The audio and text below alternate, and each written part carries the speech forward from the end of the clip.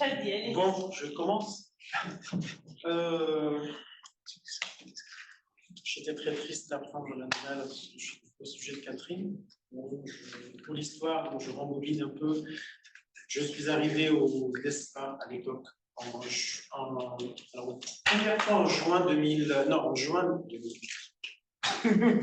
1996.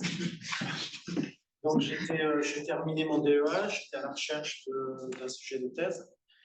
Et j'étais issu, enfin toute ma formation avant ça, c'était extragalactique. Donc je commençais tout un autre sujet complètement différent. Et je suis venu voir André et puis Catherine et Jean-Louis, qui m'ont montré des tas de, c'était juin, donc des tas de jolis spectres dynamiques en couleurs, j'y comprenais rien. C'était tellement beau. C'est comme ça que j'avais eu ça. Donc puis je suis reparti. Donc l'idée c'était que j'allais commencer à travailler sur les données cluster dès que la sonde était lancée, la première cluster. Puis bon, l'été s'achève. Je reviens en octobre, début octobre, pour commencer ma thèse. On me dit voilà, cluster a explosé. Et donc du coup.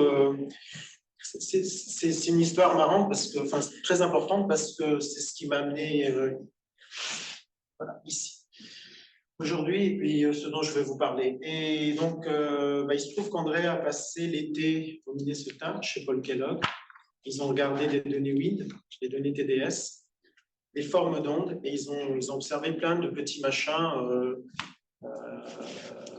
C'était des ondes solitaires, ils ne savaient pas trop pourquoi, c'était des ondes solitaires, ils ont été observés par ailleurs dans la magnétosphère, etc. Puis, ils ont essayé de comprendre ça. André est revenu avec les programmes de Paul Kellogg, etc.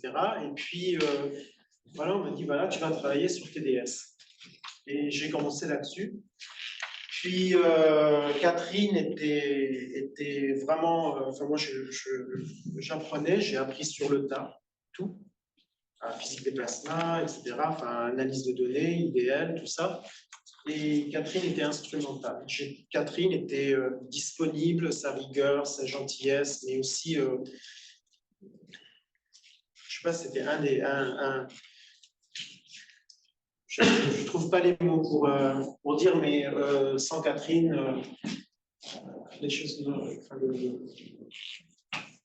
l'expérience au DESPA n'aurait été pas la même. Et voilà, donc on a commencé à creuser la chose, à prendre les ondes en plasma, les ondes dans les plasmas, etc. Puis voilà, petit à petit, on a essayé de comprendre un peu tout ce qui est autour de ces ondes solitaires dont je vais vous parler maintenant. Donc là, voilà, comme je dis, le travail est... Alors, je vais passer en anglais parce que tous mes slides sont en anglais. And this work started as part of my PhD thesis with André and Catherine. And right now, so I'll see you, so this started with wind, and recently I started looking at the same type of waves with Parker, solar orbiter, and MMS, and so on. So my current collaborators are John Bunnell, who built the instrument, the electric field instrument on Parker, Marc Lupa, Olivier Lecontel, Thomas Schutz, Alexis Jandet, Mathieu Bertonnier, David Malaspina, and Milan, of course. So, what is this about? So, let's talk a little bit about the large-scale electric field. Solar wind is the outward extension of the million-degree hot corona. It is a weakly collisional, strongly turbulent plasma in a supersonic and spherical expansion. Since the electrons are less gravitationally bound by the sun than the protons, they tend to be displaced outward with respect to the protons. They escape much faster. But to maintain a global charge neutrality of the solar wind plasma and interplanetary electrostatic potential difference, delta phi, sets in between the corona and infinity to maintain neutrality. And so this corresponding electric field is directed to anti-sunward and plays a key role in the solar wind expansion. So values of delta phi can be obtained from different models for solar wind expansion. For example, in the simple two-fluid model where E is related to the electron pressure, or in an exospheric model where E is such as there is equality between the escaping electron and the proton fluxes. These models predict a potential difference anywhere between of the order of 400 to 1000 volts between the corona and the Earth orbit. So such large-scale potentials cannot be measured directly in situ. So another aspect of the solar wind plasma is that since the solar wind is a weakly collisional plasma, it is usually argued that wave-particle interactions complement binary collisions in order to restore the large-scale fluid character of the flow by regulating energy transport and dissipation. So among these waves that can play a role in this respect are electrostatic waves in the acoustic frequency range between ion plasma frequency and the electron plasma frequency, have been observed by several spacecraft in solar wind going back to, I believe, Helios or even before. Broadband ion acoustic activity is an intermittent but almost permanent feature of the solar wind. But neither really the wave mode nor the source of these waves have yet been ambiguously identified. In the late 90s, however, with the work we did, high time resolution data from the waves experiment and wind have led to a major contribution to our understanding of this ion acoustic-like activity in the solar wind by revealing for the first time its highly coherent nature. So before that, it was believed that it was broadband, just electrostatic noise, that just, present, but here and there, but it's really very intermittent and highly coherent. Okay, so just the waves experiment to remind everyone. So these observations were taken in the ambient solar wind at L1 in the early phases of the wind mission, around 95. Electric field fluctuations are measured by two different instruments here, sampling from two orthogonal spin plane dipole antennas. X antenna is about 100 meters long, and then the Y orthogonal Y antenna is about 15 meters tip to tip. So one of the instruments is a thermal noise receiver. It's a spectral analyzer that measures continuously the electric field power spectra from 4 to 256 kilohertz every 4.5 seconds, with an integration time for each band of 1.4 seconds. And then we have the time domain sampler, an electric and magnetic waveform analyzer that detects the electric signals above a threshold of about, I think, 50 microvolts per meter, but only a few waveforms are transmitted to the ground, roughly about every 10 minutes. It's not a constant time, but anyway, so the sampling rates for TDS are about 7,500, 30,000, or 120,000 samples per second, which allows a time resolution of up to 8 microseconds. And samples, so they come out as samples of 2,048 data points, which makes an event duration corresponding to these samples, sampling rates that are either 270, 70, or 17 milliseconds. So the observations are like this. So this is the thermal noise receiver. This is 24 hours in June 19.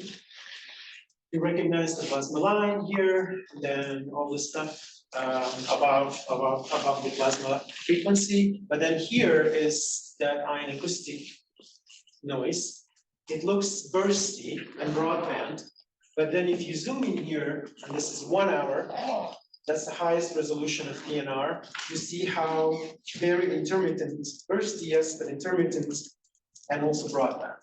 So now if you look at a given frequency, so here is 4 kilohertz, 4.09, and then this is 5.78. You see the succession of thermal noise, the QTN, the quasi-thermal noise, and then these waves, these non-thermal emissions. And they tend to disappear more and more as you go towards higher frequency, and they disappear above 7 kilohertz, somewhere here. Okay, so now, if you look at the occurrence of these non-thermal emissions, you can compare. So this is 4.27 kilohertz, and this is 7. So you see, this is a histogram of just the power, wave power, and solid line for 14 hours of data, and then dashed line for just 1 hour of data. And you can see that the power varies globally between 0 and 20%, but can sometimes reach 70%. And this wave power, or the percentage of non-thermal spectra doesn't seem to be related to any particular solar wind parameter, neither N or TP over TE or anything like that. So this is an average of 38 days of that P of F. It's something like this as a function of frequency. So now if you look in detail at the waveforms, so in the quiet solar wind, all events detected by the time domain samplers are coherent electrostatic waves with properties similar to those of ion acoustic waves. So this is an example. So these are examples of electric field in millivolt per meter as a function of time. Here you have 17 milliseconds. You see these isolated structures, or a few of them, or a train of them, or more frequent, or also wave packets like this. So you see various waveforms. The apparent frequency, just in a summary, I don't want to go into much detail here, but the apparent frequency displays strong Doppler shift. So these waves propagate at speeds well below the solar wind speed. Typical wavelengths that we found for these structures are about, so for the wave packets, we find a lambda over lambda Debye length between 10 and 50 for the wave packets, but also a spatial extension over Debye length, normalized Debye length for the solitary structure in the same order, but with a peak around 25. And these are seen as these look like on wind when these structures parallel propagating along. Okay, so now if you look in a little bit in detail at one of the, so maybe this structure here, and you look at, so this is the electric field, then this is the parallel electric field. You see that the structure is non-symmetric with respect to 0. So that means there is a parallel electric field that's non-zero here. And so if you calculate the potential, you see the structure here with a potential difference across the structure. So about 30% of these coherent electrostatic waves that are bipolar structures with a measurable net potential drop, so a non-zero average parallel electric field that's given by this, if you normalize it to KT, or it's just a potential jump of 1 millivolt. Okay, and then it's associated with a density perturbation of about 10 to the minus 4 to 10 to the minus 4, some are smaller. So the corresponding electric field is almost always directed towards, so that average electric field is directed towards Earth on average. So some of the shorter wave packets also seem to carry a potential drop. Look at this. So this is cool. So there is a potential difference across these structures. And the bipolar structures have a negative peak. So a negative peak means it's characteristic of what we call ion phase-based flows. So is that delta phi that we talked about in the first slide, is this interplanetary electric field, or the potential difference between the solar corona and Earth, the result of a succession of small potential drops that are located within weak double layers due to small charge separations between the protons and the escaping electrons. So that's a hypothesis that we want to test.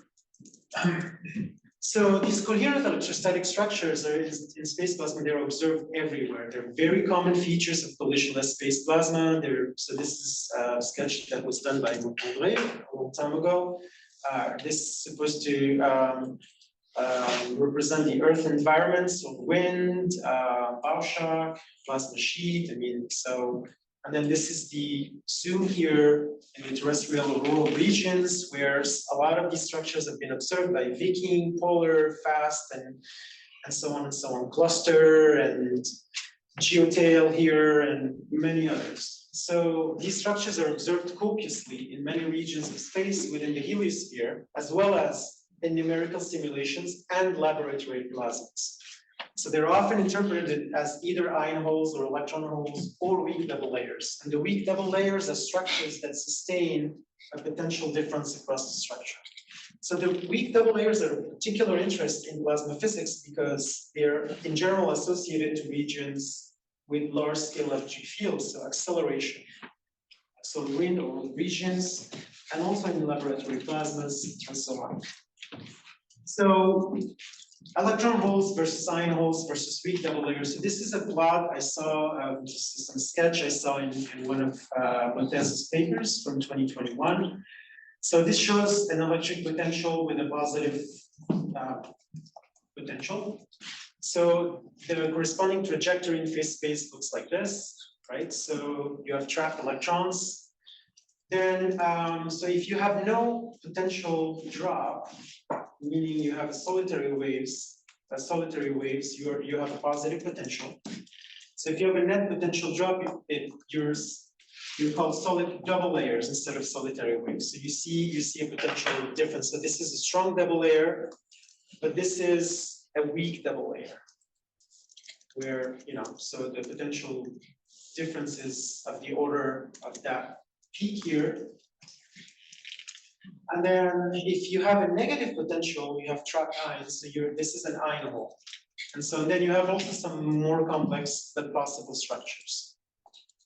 So if in our case, if you look in the solar wind, we have a negative potential, as I showed you, ion hole, which means ion hole, the particle trapping. So if you try to represent what the size of the ion holes would look like, or would be, so this is just a simple calculation based on dimensions. So if you take an ion hole here with the size delta V in phase space and size delta X in space, and you assume that the trapped particles are virialized, so you basically balance between kinetic energy and potential energy, and you assume that the Maxwellian electrons with density n and the density perturbation delta n, which is like this. Poisson's equation gives you that.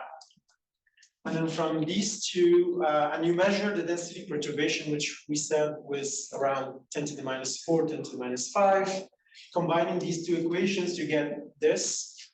And we measured this from the wind, from the TDS, which is about 25. So you estimate delta V over V thermal in units of thermal speed of 0.1. So the size of an ion hole in the solar wind is about 10% of the proton thermal speed, which is too small to detect in measurements with current particle detectors with their energy resolution.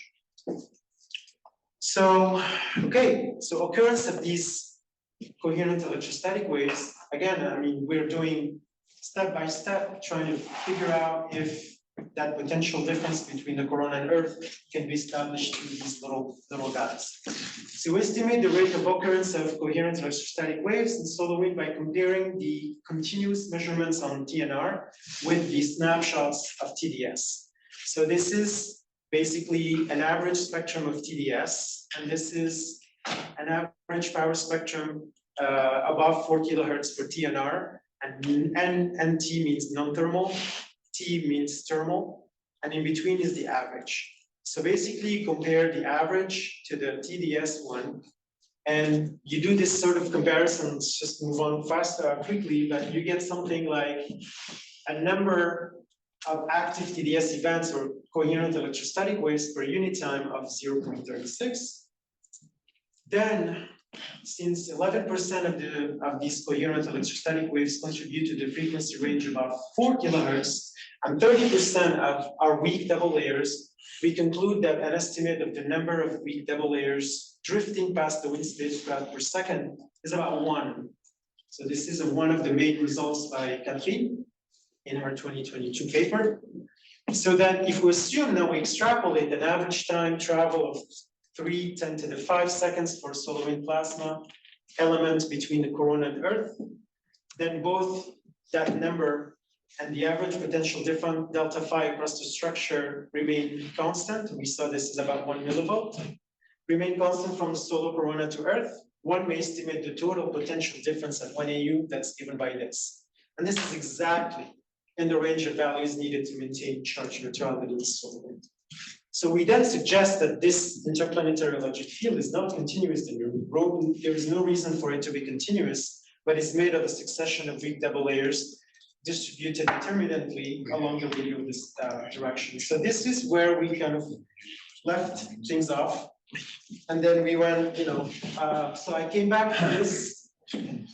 Well, there's one more result. So if you compare the wave properties versus the interplanetary electric field, so you can calculate each of these events in TDS, the energy, as the square of the TNR electric field of the non-thermal fluctuations, and you compute 1 hour averages.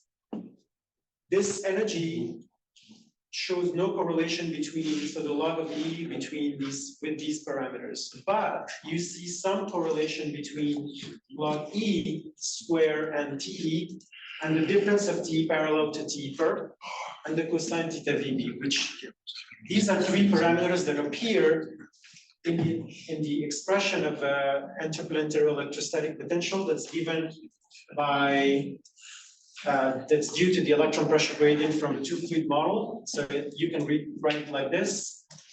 And if you assume that TE in here is something like R to the minus alpha, and so on, you can calculate this, and you can calculate the value. So it's shown here, and this is this interplanetary electric field along the parallel direction, and this is the log of the energy of these waves, and you see a nice correlation. So a stronger correlation is found between log E squared and the electric field, providing further evidence of relationship between weak double layers and the interplanetary electric field. So now what? So this is just to conclude. It's basically saying exactly what I was talking about. But in order now to test this conjecture, we started a project of hunting for solitary structures between the solar corona and 1AU using new data from PSP, solar orbiter, wind, and MMS. So what can measurements of electrical waveforms above the electron gyro frequency reveal in the pristine solar wind from these missions? So there is, talking to Malaspina, came across a paper by him in 2013, where he looked at bipolar structures on wind, on TDS, observed in 2007, but they were associated with current sheets. And he found that the probability of occurrence increases with decreasing distance to the current sheets. So anyway, just to say that these structures looked like electron holes, right, and ion holes. So I was a little confused first because all our observations show mostly really ion holes, and his show mostly electron holes. So I didn't really know how to understand both observations of the same. Do you mean they are smaller? Do you mean they are short in time? They're about the same in time. I mean, they're about 1 millisecond. So what is the difference? Yeah, so Malaspina did not analyze Doppler shift, nor the potential profile of these structures. So it's not really positive that there are electron holes. One has to do a little bit more. But he looked at these in terms of direction of propagation and see if it's consistent with electron holes or ion holes. And most of them were consistent with electron holes. So one has to do more. I want to do this analysis with our tools to see. So, but I'll show you some more, it gets confusing. So now,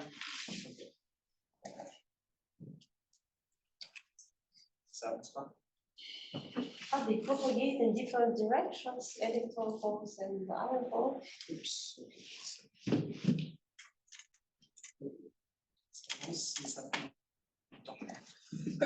Now, MMS is beautiful. Okay, come on. Okay, so this is an example of MMS observations in solar wind. So MMS observations in the solar wind during the 2019 turbulence campaign, during which 1 hour long intervals of 8 kilohertz waveforms of DC electric field fluctuations were captured. And then inside these 1 hour intervals were captured periodic 65.5 kilohertz waveforms of the same electric field in the AC mode. allowing you to resolve the 1 millisecond duration solitary wave. So this is one example.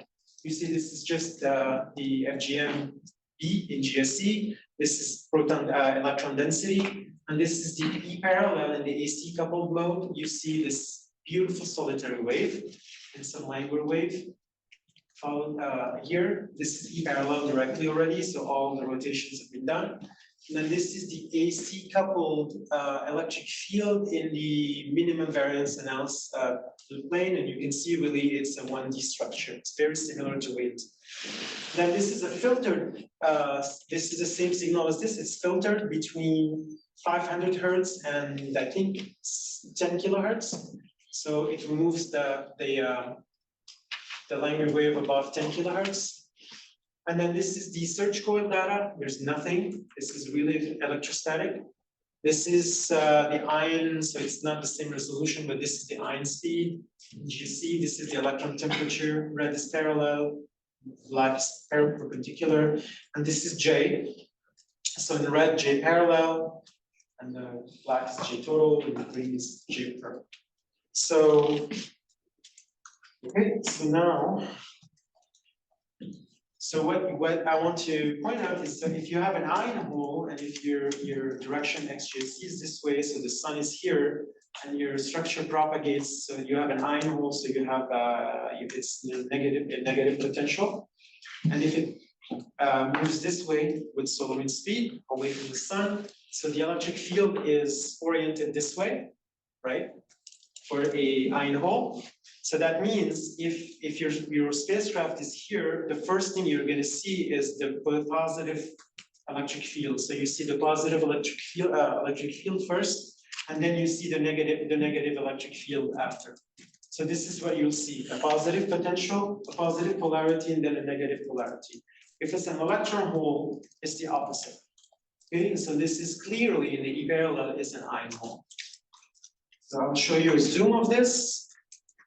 Here, so now a zoom, this is the DC couple up to 8 kilohertz, this is the AC coupled one, and you see this nice structure here, well resolved, and then if you look at the voltages from V1, V2, V3, V4, and you do that, you can do interferometry like this to determine this propagation speed by interferometry, and then by looking basically at the time lapse between various probes, and you find for this example 171, which is exactly seconds, which is exactly V solar wind cosine theta VB minus V thermal. So this is similar to results in wind. And then if you calculate the potential profile, you see the negative potential, right? And then you see a potential jump across the structure. So this is very similar to wind, similar amplitudes. So it was really comforting to find similar results. So evidence of also potential, yes, same amplitudes and duration as wind. So now let's move on to orbiter. So I sat down with Milan some time ago, some months ago, earlier in this year, trying to find a structure. So we started by looking at TDS on RPW. But finding these structures are hard doing with the regular snapshot mode due to the low amplitude of these waves and the TDS trigger criteria. But if we found one structure in the trigger snapshot mode, this is the example. This is the structure here, followed by these wave packets, and these are not linear waves. It's about the same frequency as this guy. If you zoom here, you see these two structures. So that's on TDS. But then, since I'm working with my colleagues at LPP, I started looking at talking to Thomas Schutz, and we started looking at the LFR data, and we had parallel. So this is an example here so these measurements of electric field fluctuations are only 2D on solar orbiter, and they're contained in the PERD plane. So y is z perpendicular to the radial direction x, since solar is always facing the sun. So this is an example here you see. So we started seeing a lot of these structures on MMS. It's just rating structures. It's a lot of them, and solar orbiter as well. Just many. And so in this case, it's these structures are similar to what that Malaspina has found. What's the difference between orange and blue? And what? And the blue curves. I think the blue is the lower resolution. So this is H0. Is it F0? Ah, yeah. And then F1. So it's just a different sampling rate, yes.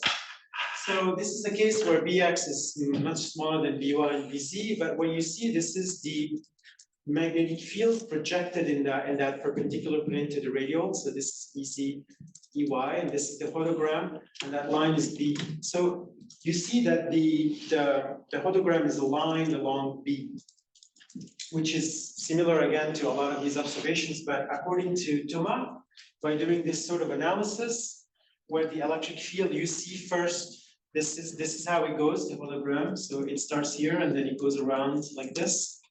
And you can determine that the electric field is oriented this way.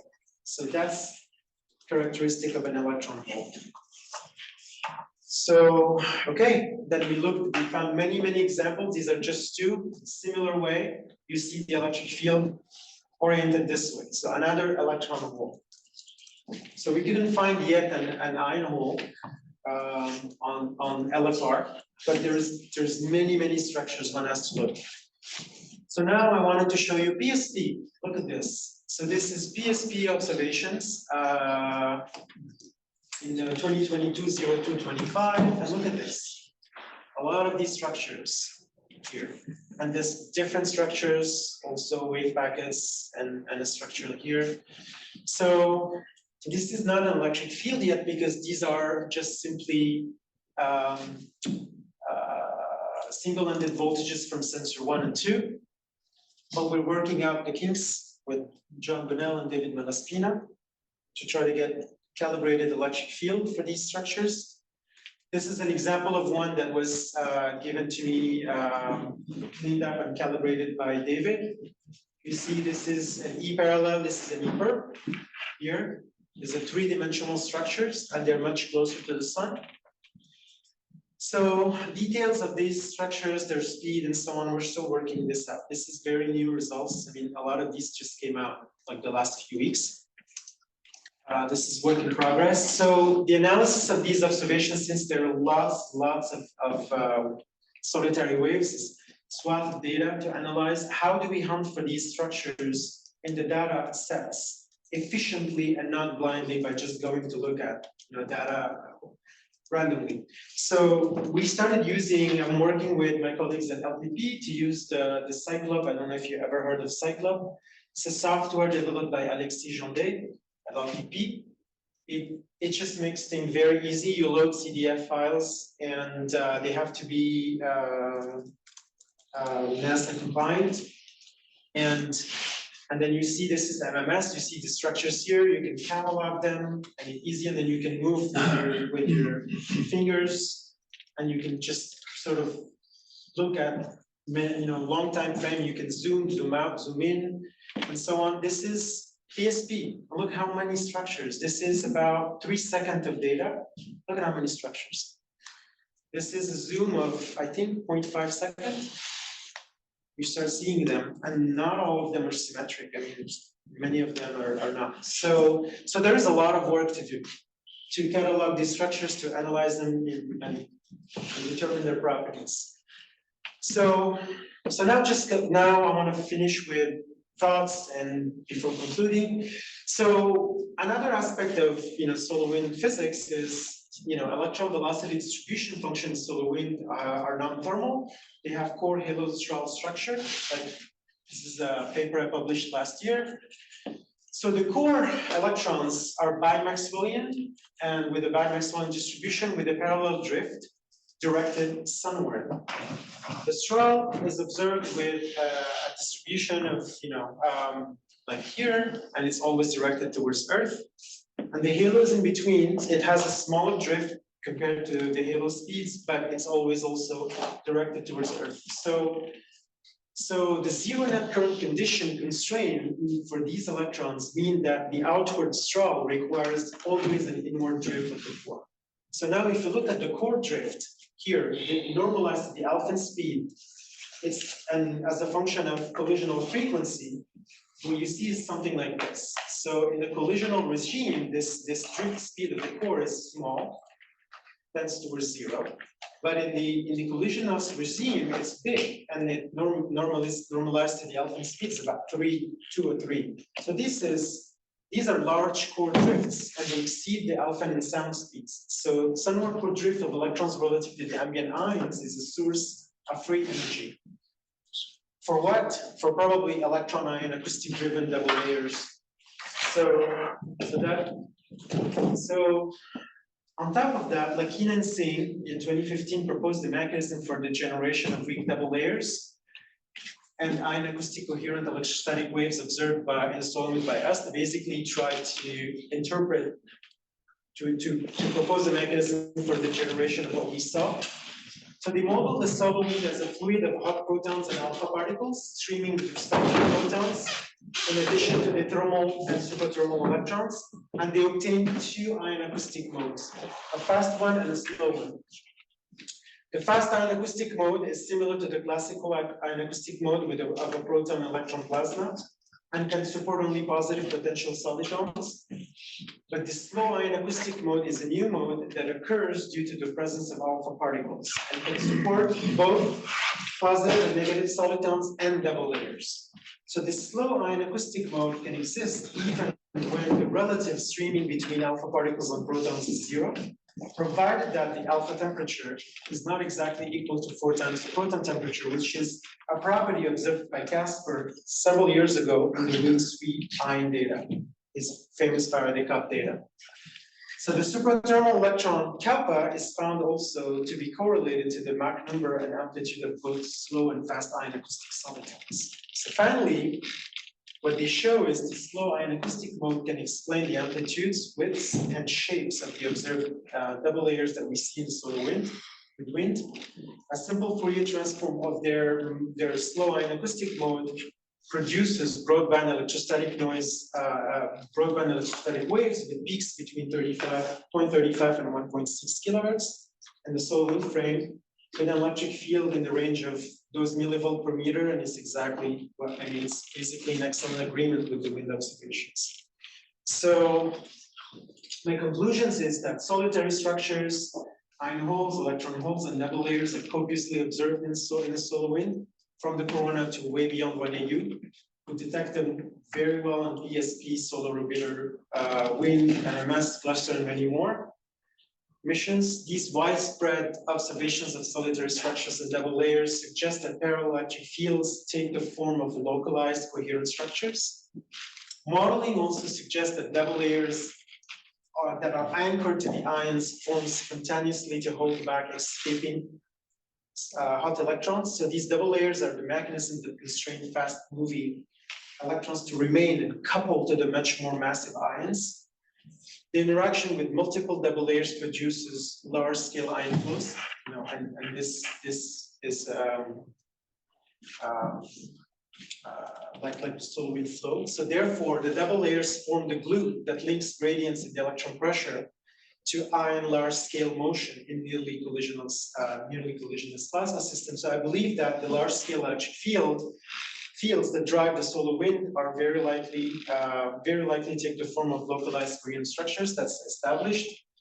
Double layers in the form of an electric staircase. And these double layers in the solar wind are instrumental or key to the acceleration of the solar wind. I believe that that's one of the ways to accelerate the solar wind very efficiently. That's it.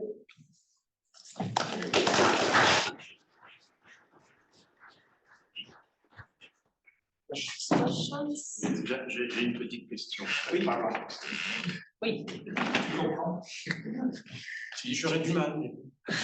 Tu dis, bon, c'est une des conclusions de l'article de Catherine, ouais, que donc le milieu interplanétaire, donc entre le Soleil et la Terre, ce serait, enfin, le gradient de potentiel, la chute en potentiel, ce serait organisé en marche d'escalier, ouais. Marche d'escalier. Ouais. Il y aurait une marche toutes les secondes, si je me rappelle bien de l'article. À peu près, ouais. Mais bon, ça, c'était un résultat extrapolé de Wind, n'est-ce pas? Bon. Le but, c'est de montrer comment est-ce que cette répartition se fait avec ma question.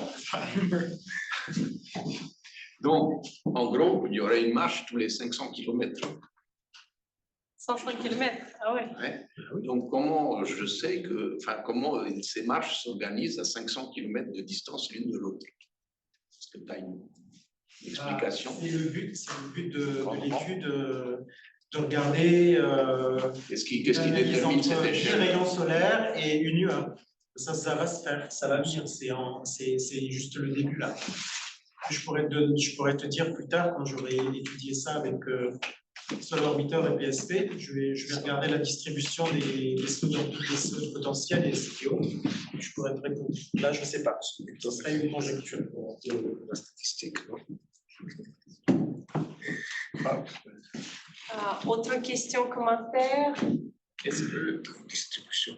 Petra, raconte-nous à tous. Ah oui, c'était Lorenz, vas-y. Ok, donc la taille est assez petite, temporelle.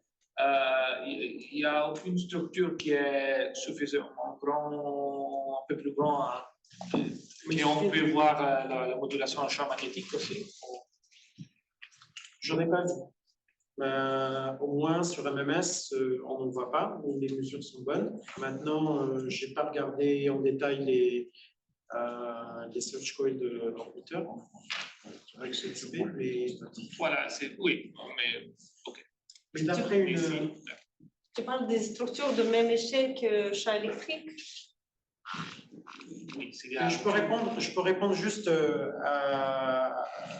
par une discussion que j'ai eue avec David Malaspina, qui dit que proche du Soleil, ces structures ont une géométrie plus 3D, et puis tu vois peut-être, parce que les amplitudes sont plus grandes, et la taille, ils sont beaucoup plus courts, tu vois une sorte de signature sur les search calls, mais c'est à vérifier. Est-ce que c'est systématique? Est-ce que c'est un cas particulier? Je ne sais pas, mais ça serait quelque chose qu'on va regarder. Très bien. D'autres commentaires? Peut-être tu veux nous dire à nous tous? Non?